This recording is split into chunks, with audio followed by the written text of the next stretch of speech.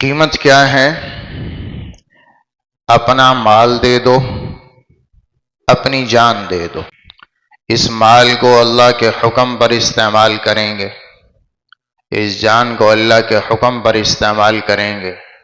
بس یہ دو چیزیں تم میرے تابع کر دو، استعمال تم ہی کرو گے، رہیں گی تمہارے پاس، لیکن اس میں حکم میرا چلے گا۔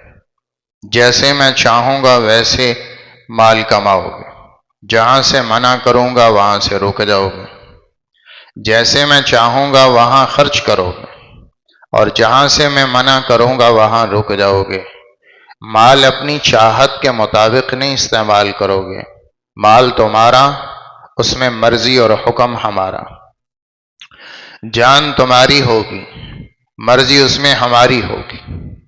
جیسے آنکھ کو ہم چاہیں ویسے استعمال، جیسے دل دماغ کو ہم چاہیں گے ویسے استعمال ہو، جیسے بدن کو ہم چاہیں گے ویسے استعمال ہو، جیسے تمہارے وجود کو ہم چاہیں گے ویسے استعمال ہو۔ بدن ہوگا تمہارا، لیکن استعمال کرنے کا حکم ہوگا ہمارا، اور جان تمہاری ہوگی، اس پر تصرف ہمارا ہوگا، قبضہ ہمارا ہوگا، حکم ہمارا ہوگا۔ یہ اگر تم دو چیزیں کر لو کہ جان اور مال، ان میں اللہ کے حکم کو نافذ کر دو، تو اس پر اللہ تعالیٰ سودا کرتا ہے۔ تم اپنی جان میرے حوالے کر دو، اپنا مال حوالے کر دو، تو بدلے میں کیا کرتا ہوں؟ بِأَنَّ لَهُمُ الْجَنَّةَ، بدلے میں ساری جنت تمہیں اللہ دیتا ہے۔ تو اللہ تعالیٰ اپنی جنت کو بیچ رہا ہے اور سیل پہ لگا دی، بلکہ سیل پہ بھی کیا لگائی؟ مفتی لگا دی۔ ایسی قیمت رکھی جس میں 1 درہم، 1 دینار، 1 پیسہ، 1 روپیہ نہیں چاہیے۔ جنت لے لو، غریب بھی لے لیں، مالدار بھی لے لیں، حاکم بھی لے لیں، محکوم بھی لے لیں، ساری جنت لے لو۔ کیسے لے لو؟ کہ جان دے دو، مال دے دو۔ اس دو چیزوں پر اللہ پوری جنت کا سودا کرتا۔ آگے اللہ تعالیٰ جو سودا کر گئے انہیں مبارکباد پیش کرتا۔ فَاسْتَبْشِرُوا بِبَيْعِكُمُ الَّذِي بَایَعْتُمْ بِهِ، جنہوں نے یہ سودا کر لیا، اپنی جان دے دی، اپنا مال دے دیا، اور جنت کو خرید لیا، اللہ کے ساتھ ڈیل کر لی، اللہ کے ساتھ سودا کر لیا، تو اللہ انہیں خوشخبری سناتا، چونکہ اللہ تعالیٰ وہ ہے لا یخلف اللہ المیعاد، جو اپنے وعدے کا خلاف نہیں کرتا۔ لہذا اللہ نے جو کہہ دیا وہ ہو گیا، تم نے ڈیل کر دی، ہو گئی۔ تو یہ جنت کا وہ سودا ہے جس سودے کو اللہ تعالیٰ کہتا ہے ڈیل آج ہوئی ہے، ڈیلیوری موت کے بعد ہوگی۔ ڈیل ہماری ہو گئی، طے ہو گیا، معاملہ ہو چکا ہے۔ تو میں نے جنت دینی ہے، تم نے جان دینی ہے اور اپنا مال دینا ہے، یہ دو چیزیں تم نے لانی ہے، جنت میں دیتا ہوں، اس پر ہمارا معاہدہ ہو چکا ہے، ڈیل ہو گئی ہے۔ البتہ حوالگی اور قبضہ موت کے بعد ہوگا۔ جنت تو ہماری، موت کے بعد اللہ سب دینے کو تیار، ادھر موت آئے گی ادھر جنت۔ چونکہ صحابہ یہ معاہدہ کر چکے تھے اور انہیں اللہ کے وعدوں پر یقین تھا، لہذا وہ مرنا چاہتے تھے، موت چاہتے تھے کہ ہم مریں اور جنت جائیں، اور انہیں یقین کامل تھا اس بات کا کہ اللہ ہم سے جنت کا وعدہ جو کر چکا ہے، ہم اہل جنت ہو چکے ہیں، چونکہ ہم نے مال دے دیا، جان دے دی۔ تو اللہ کا کتنی سستی جنت، اور سستی سنیں، اللہ کے نبی نے فرمایا من یضمن لی ما بین لحییہ وما بین رجلیہ اضمن لہ الجنہ، تم دو چیزوں کی گارنٹی دے دو اپنے وجود میں، ایک زبان غلط استعمال نہ ہوگی، دوسرا شرمگاہ غلط استعمال نہ ہوگی۔ یہ دو چیزوں کی تم گارنٹی دے دو کہ انہیں غلط استعمال نہیں ہونے دو گے، قیامت کے دن جنت کی ضمانت میں دیتا ہوں، آ کے مجھ سے جنت لے لینا، میں اللہ سے لے کر تمہیں دوں گا۔ اضمن لہ الجنہ، میں گارنٹی لیتا ہوں کہ تمہیں اللہ سے جنت لے کے دوں گا، تم دو چیزوں کی ضمانت دے دو۔ اور آسان کر دیا کہ تم زبان اور شرمگاہ بچا لو، میں جنت کی ضمانت دیتا ہوں۔ تو جنت اللہ نے سیل پہ لگا دی، مفتی دے دی، غریب سے غریب بھی آئیں لے لیں، بدو بھی آئیں لے لیں، دیہاتی بھی آئیں لے لیں، پڑھے لکھے بھی آئیں لے لیں، ان پڑھ بھی آ کے لے لیں، سب کے پاس قیمت موجود ہے۔ کوئی یہ نہیں کہہ سکتا کہ میرے پاس جنت کی قیمت کوئی۔ لہذا جنہوں نے سودا کر لیا اللہ نے انہیں دنیا میں بشارتیں دے دی، رضی اللہ عنہم ورضوا عنہ، اللہ ان سے دنیا میں راضی ہے، یہ اللہ سے راضی ہیں، لہذا ہمارا سودا ہو چکا ہے۔ اس لیے صحابہ میں موت آتی خوش ہو جاتے۔ حرام بن ملحان رضی اللہ تعالیٰ عنہ انس بن مالک رضی اللہ عنہ کے ماموں ہیں۔ ایک غزوے میں ان کو نیزہ مارا جبار بن سلمی نے، اور وہ نیزہ ان کے آر پار ہوا اور خون کا فوارہ نکلا اور سانس ٹوٹنے لگا، تو وہ خوش ہو گئے اور انہوں نے کہا فزت ورب الکعبہ، رب کعبہ کی قسم میں کامیاب ہو گئے، رب کعبہ کی قسم میں کامیاب ہو گئے۔ جب وہ شہید ہو گئے تو جبار مسلمانوں سے پوچھنے لگا، مرنے والا تو روتا ہے کہ ہائے میں مر رہا ہوں، میری جائیداد رہ گئی، میری بیوی رہ گئی، میرے بچے رہ گئے، میں دنیا چھوڑ کے جا رہا ہوں، وہ تو اس پہ غم کھاتا ہے، پریشان ہوتا ہے، یہ کیسی موت ہے کہ یہ خوشیاں منا رہا ہے اور مرنے کو کامیابی کہہ رہا ہے۔ لوگ بچنے کو کامیابی کہتے ہیں، یہ مرنے کو کامیابی کہہ رہا ہے، یہ کون سی کامیابی ہے؟ تو انہوں نے پوچھا یہ کون سی کامیابی ہے؟ تو صحابہ نے کہا یہ کامیابی ہے جنت، کہ یہ مرا اور جنت پہنچا، چونکہ ڈیل تو پہلے ہی ہو گئی، صرف مرنے کی تاخیر تھی، ادھر یہ مرا ادھر جنت پہنچا، اس لیے یہ خوشی منا رہا ہے کہ اللہ کی قسم میں کامیاب ہو گیا اور میں اب جنت جا رہا ہوں۔ اس بات پر جبار بن سلمی جس نے نیزہ مارا تھا اس نے کلمہ پڑھ لی اور وہ مسلمان ہو گیا۔ ہماری ڈیل ہو گئی ہے، ہم دنیا میں جنت نہیں بنا رہے، ہم دنیا میں صرف ٹائم پاس کر رہے ہیں، ہماری ڈیل ہو چکی ہے۔ دنیا میں کافر جنت بناتا ہے اس لیے کہ اسے مرنے کے بعد کچھ نہیں پتا، ہماری تو اگلے جہان میں ڈیل ہو گئی ہے، صرف ڈیلیوری باقی ہے، اور ڈیلیوری میں اللہ کہتا ہے موت کا سانس ادھر نکلے گا ڈیلیوری ہو جائے گی، ادھر تمہارا سانس ٹوٹے گا زندگی کا ڈیلیوری ہو جائے گی۔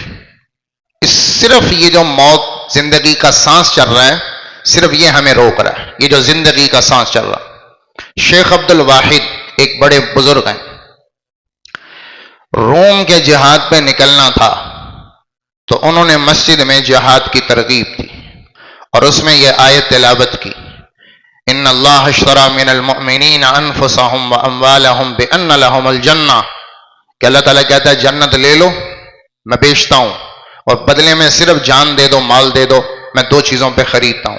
تو وہ نوجوان آئے، ایک لڑکا کوئی 17-18 سال کا، وہ آیا اور آ کے کہنے لگا شیخ عبد الواحد کو، عبد الواحد کیا اللہ جنت بیچ رہا ہے؟ کہا ہاں بیچتا ہے۔ کس پر؟ کہا ان دو چیزوں پر۔ کہا میں اللہ کو تم گواہ رہو، میں اللہ سے سودا کرتا ہوں، میں اللہ کو اپنی جان بھی دیتا ہوں، مال بھی دیتا ہوں، میں اللہ سے سودا کرتا ہوں، میری جان حاضر، لہذا میں تمہارے ساتھ جہاد پہ جاؤں گا، روم کی لڑائی پہ جاؤں گا۔ انہوں نے کہا بچہ تو ابھی بچہ ہے، چھوٹا ہے۔ کہا نہیں نہیں میں جاؤں گا۔ کہا تم ابھی چھوٹے ہو، تلوار کی کاٹ بڑی تیز ہوتی ہے، زخم بہت درد کرتے ہیں اور تم سہ نہ پاؤ گے، ابھی چھوٹے بچے ہو۔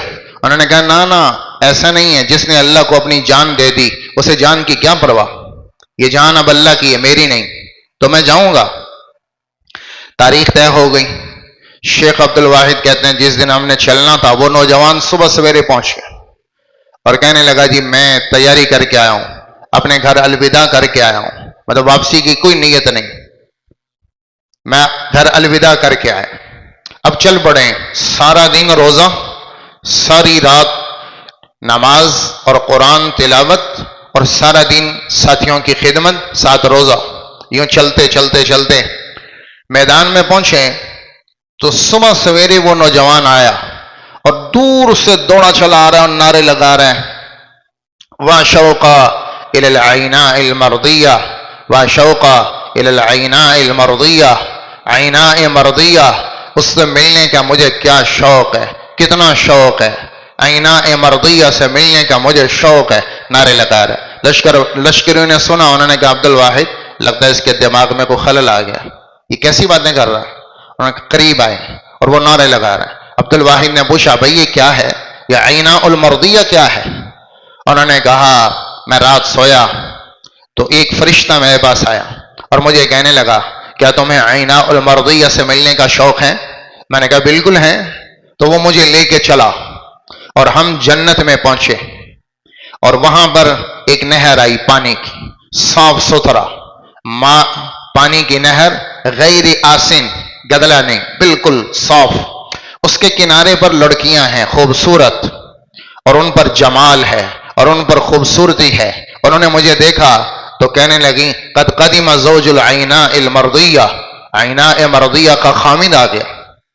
تو میں آگے بڑھا، میں نے ان سے سلام کیا، میں نے پوچھا افیکن العیناء المرضیہ، کیا تم میں عیناء المرضیہ ہے؟ انہوں نے کہا نہیں نہیں، نحن خدما لہا و اماء لہا، ہم تو ان کی خادمات ہیں، ہم تو ان نوکرانیاں ہیں، آپ آگے تشریف لے جائیں۔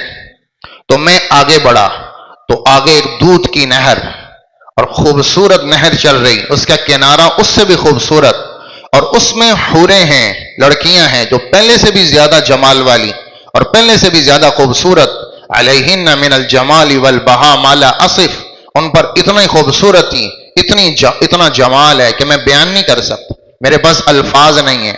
تو انہوں نے مجھے دیکھا تو کہا قد قدم زوج العیناء المرضیہ، عیناء مرضیہ کا خامد آ گیا۔ تو میں آگے بڑھا، میں نے ان سے سلام کیا، میں نے پوچھا فیکن العیناء المرضیہ، کیا تم میں عیناء المرضیہ ہیں؟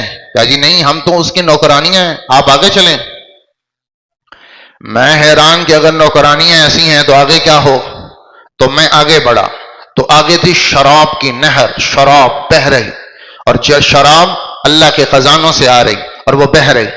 اس کے کناروں پہ عورتیں ہیں، وہ پہلے سے بھی زیادہ خوبصورت ہیں، جو ناقابل بیان، ان پر جمال، ان پر لباس، ان کا حسن و جمال۔ مجھے دیکھا تو وہ خوش ہو گئیں، قد قدم زوج العیناء المرضیہ، عیناء مرضیہ کا خامد آ گیا۔ میں آگے بڑھا، میں نے سلام کیا، میں نے کہا بھائی تم میں کوئی ہے عیناء المرضیہ؟ کہا جی نہیں، ہم تو خادمات ہیں، ہم تو نوکرانیاں ہیں، آپ آگے چلیں۔ میں آگے بڑھا تو شہد کی نہر بہہ رہی اور اس کے کنارے پر حوریں ہیں جو پہلے سے بھی کئی درجہ خوبصورت، اور جمال ہے، حسن ہے، جو الفاظ میں تو بیان ہو نہیں سکتا۔ تو میں نے ان سے پوچھا تم میں ہے کوئی عیناء المرضیہ؟ کہا جی نہیں، ہم تو خادم ہیں، آپ آگے چلیں۔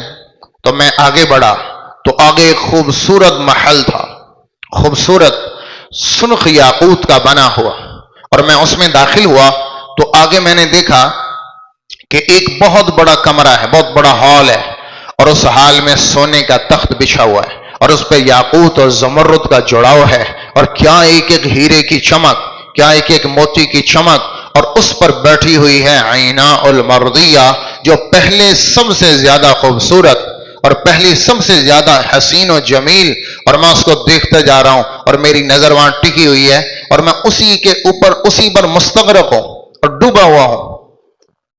تو اس نے کہا مرحبا بولی الرحمن، مرحبا مرحبا، خوش آمدید، اللہ کا ولی آ گیا، اللہ کا دوست آ گیا، اللہ کے دوست کو خوش آمدید۔ میں نے کہا کیا تم ہو عیناء المرضیہ؟ اس نے کہا ہاں میں ہوں عیناء المرضیہ۔ تو مجھے شوق ہوا کہ میں اس کو جا کے ملوں اور اس کو ہاتھ لگاؤں، تو میں آگے بڑھا تو میں اس کو چھونے لگا، تو اس نے کہا نہ، فیک الروح حیات دنیا، ہمارا تیرا ملنا یقینی ہے اور میں تیری بیوی ہوں، تو میرا خامد ہے، لیکن ملاقات سے ایک چیز ابھی مانے ہے کہ تیرے میں ابھی زندگی کی روح باقی ہے، جب یہ روح نکل گئی تو تو میرا ہے، میں تیرا۔ یہ بھی رکاوٹ ہے، جب تک سانس چل رہا ہے یہ رکاوٹ ہے۔ یہ خواب میں نے دیکھا ہے عبد الواحد، اور جب سے یہ میں نے دیکھا ہے تو میرے شوق گم ہیں، میری ہوش گم ہے، میں نے سب کچھ چھوڑا ہے، مجھے عیناء المرضیہ کے پاس جانا۔ وَا شَوْقَا إِلَى الْعَيْنَاءِ الْمَرْضِيَّةِ، یہ ابھی صبح کو خواب سنا رہا ہے، ادھر سے روم کا حملہ ہوا اور ادھر سے یہ نوجوان نکلا، اور وہ لڑتے لڑتے شہید ہوا اور جنت میں پہنچا۔ شام کو شیخ عبد الواحد نے خواب میں دیکھا کہ خوبصورت جنت، خوبصورت تخت، اس پر عیناء المرضیہ اور ساتھ یہ لڑکا، دونوں براجماع ہیں، اور یہ لڑکا مجھے کہتا ہے عبد الواحد تیرا شکریہ، اللہ نے مجھے عینا المرضیہ تک پہنچا